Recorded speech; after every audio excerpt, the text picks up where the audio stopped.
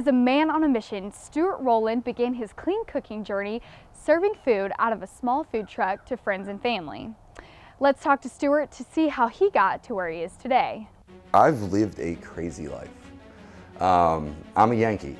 Like I believe the term is damn Yankee because I moved down here and I've stayed for the last 20 years and I love it. I love Arkansas. And, but I was born in New York and raised in New York and Connecticut, just like all normal American families. My dad lived one place, my mom lived another. And so I grew up almost in a nomadic lifestyle. Kind of just drifted around for a couple of years. So I was about 22 and realized that I didn't want to change oil, and I didn't want to paint houses, and I didn't want to stock shelves at Target, and I didn't want to do this. And so I joined the Army. I was drinking and partying and came home from Iraq and just lost it. It cost me 2 marriages. I fortunately have my son. I've always had full custody of my son. And we continued down that nomadic lifestyle. And I wasn't happy. I was overweight. I just lost. And one day I met my wife. And she fixed it. It just made sense. And then from there, it all just kind of changed a little bit. Like, she's a founder of Sweet Boutique. So she was a small business owner and I watched her, and I'm a watcher just in general. And I see what people do and I learn what they do because I'm interested. I'm just a sponge. And I saw what they were doing and I saw that they were doing it right, but I wanted to do it a little bit differently.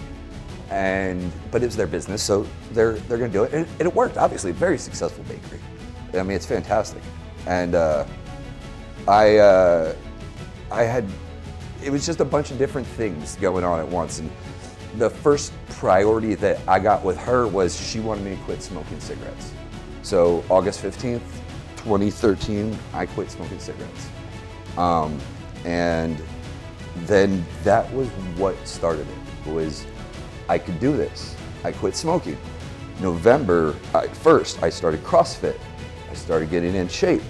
I started doing this, blah, blah, blah. And over the next year or so, my life just started coming together. I was exercising. I was eating a lot of food, but I was getting stronger. I was feeling good. My confidence was coming up. My clarity was coming through, but I wasn't losing weight. And like, I was getting strong, like 400-500 pound deadlifts, just throwing something, but I looked like a power lifter. And that wasn't what I was going for. I wanted to be confident. I wanted to look thin and fit. And really, I wanted to have a six-pack for once in my life. And it was my thing.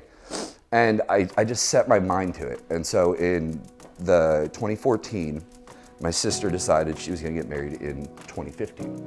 And so I challenged myself to lose 40 pounds for her wedding. And I wound up losing 68. And that was the start of clean cooking. I'm not driven by money. I'm driven by happiness. You know, I'm driven by caring. I'm driven by love. I'm driven to not change oil. You know, like it's the thing is, for me, money is a tool, and I absolutely understand the value of it. I know what it is. I'm not just giving it away. I'm not. But I've made a choice to not make that the priority. That's not our guiding light, is to make money. Our guiding light is to be happy.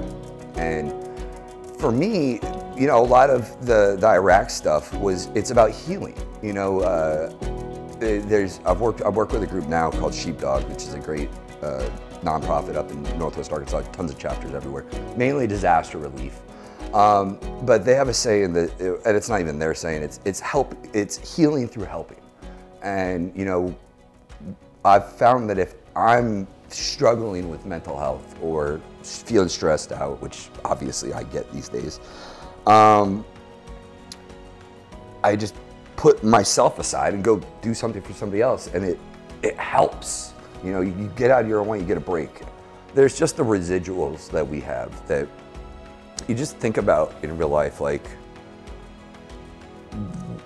hospitals or like the Ronald McDonald houses or stuff like that. Like, I've been there in the middle of the night in NICU and there's nothing to eat and you're not leaving. So we put food in them.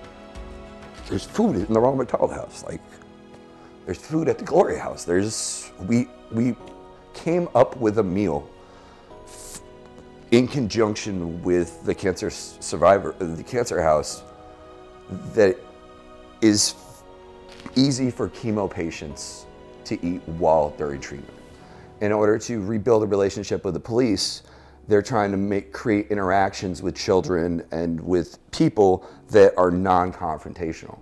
And since food is the thing that binds everybody, there's no threat when a cop is trying to hand you a meal, you know? And so that's where we're into that stuff. That's where we live, is truly making things better. I don't care about advertising. I don't care about all of this. We do this stuff, it takes care of itself.